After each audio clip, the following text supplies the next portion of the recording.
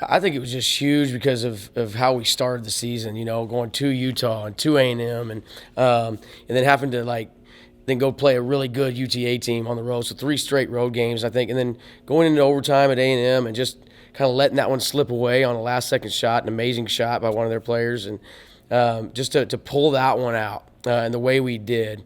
I was telling some people last night that I think every season has kind of a game that you always look back to, like, hey, that game kind of was pivotal in our season. And time will determine, but I have a feeling that last night's game is going to be a big part of what this season brings.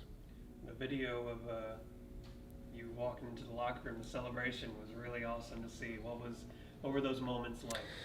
For me, it was more about those players. I've been on a long journey with a lot of those guys in that locker room, and they, everybody knows the story. They really supported me to get this job, and just to see them, get that win in the fashion that we did, and quite honestly, thinking that maybe it wasn't going to happen, when we missed the short jumper in the corner, but just to win that game like that.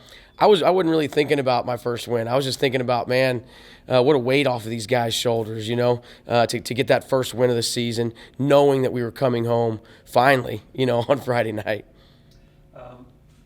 Through the first half, I mean, I was really impressed by UTA's defense because they were kind of matching you guys, and the turnovers forced was real even, and then it ends up 28-15 in y'all's favor. What happened through the rest of the game defensively, you think? Yeah, number one, UTA is a well-coached team. I've known Coach Young for a long time, and I knew we were going to be in for a fight. But I think that's just who we are. It's ACU basketball, man. I mean, over the long haul, these guys just continue to find a way. We talked at halftime. We needed to make some adjustments to some of the things they were doing offensively, and those guys locked into that. They kind of followed the game plan in the second half because we made some changes from what our original game plan was. And they jumped out there. They started getting in passing lanes. We got some steals. We got some runouts, which is we needed, offensively. We needed to get some runouts and some easy buckets so we could start seeing some shots fall. And I think that's it. And it comes down to just those guards, man, and just all of them, not just the returners, but just buying into what our defensive philosophy is. So Makai gets 10 in overtime. Tell me about his progression throughout the game. Yeah, I think I've talked about Makai a lot here in the preseason. He's a young man that he deserves right now how he started this season. He has fought and scrapped and clawed for the last couple of years, and it just hasn't quite turned into playing time for him. But this year, seeing what he's done, he was our leading scorer, I believe, at A&M, and then coming out, I think he was our leading scorer again last night. He didn't play a lot down the stretch just because of the lineup we had in, and so to put him in there in overtime and for him to step up like he did was huge. I'm so proud of him and so happy. But I told him after the game, it's not about the shots. He's scoring because he's bought in on the defensive end. And when you start doing that, when you start defending the way that he's doing right now, it's amazing what happens to you on the other side of the floor. And then Emmanuel Allen hits that clutch three-pointer at the end of the game. But before that, Reggie Miller hits the layup and misses the layup. Tell me what's going through your mind as he misses the layup. What are you drawing up for your offense? Man, I wasn't drawing up anything. I'm thinking, oh, man, now what? You know what I mean? Like, we executed. We thought he went to the rim. He had a great look at the basket. Thought he might have been fouled, but, they're going to swallow the whistle at that point in the game. But, really, honestly, we're just thinking about, hey, we're still in the game. We got a foul, and we're still going to have a one-possession game regardless, if that makes sense. And so it all was happening fast, man. But, late in the game like that, you just have to trust your players, and they made plays for us. So you do a lot better from the free throw line last night, shooting about 77%. So is that something y'all worked on over the weekend? No, I think I've talked about this after our first 2 games. This is a good free throw shooting team. The first couple games, I think game 1 at Utah was kind of nerves. Even though we have a lot of returners, it was still our first game with people in the stands for a long time. And I just think there's a lot of nerves going on at Utah and then A&M. It just we didn't get a lot of opportunities. But, in our scrimmages, I think I was telling people, I think we were 22 for 24 from the free throw line in 2 scrimmages, So I knew that this team was going to make free throws eventually. And thankfully, they stepped up to the line last night and made some shots. Thanks, Coach.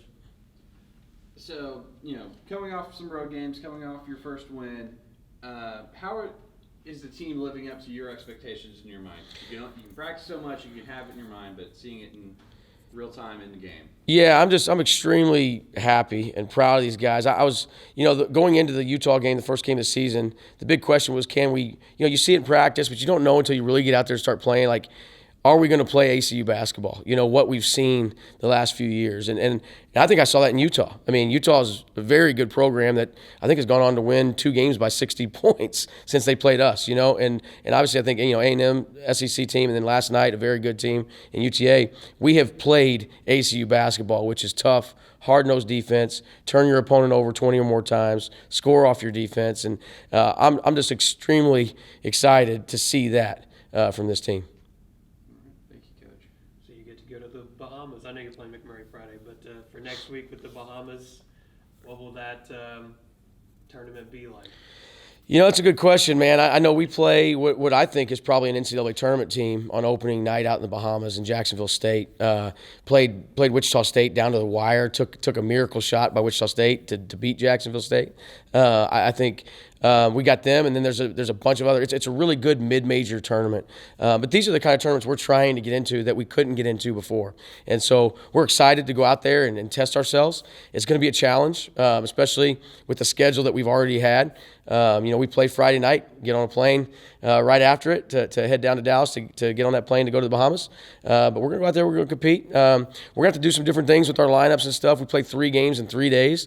The way we play, that's really hard to do with a short bench. So I think you'll see some new names maybe step up a little bit out in the Bahamas, and we're excited to kind of see how that goes. How does it compare to the tournament you guys had to start last season? Very similar, except it's just not. We have some games behind us now where last year it was right off the bat, which I think benefited us last year a little bit. So it's interesting. We're going to have some film on some guys this year. They're going to have some film on us, but I think the competition's probably a little bit better than it was last year. But like I said, we're excited to test ourselves and see where we stand.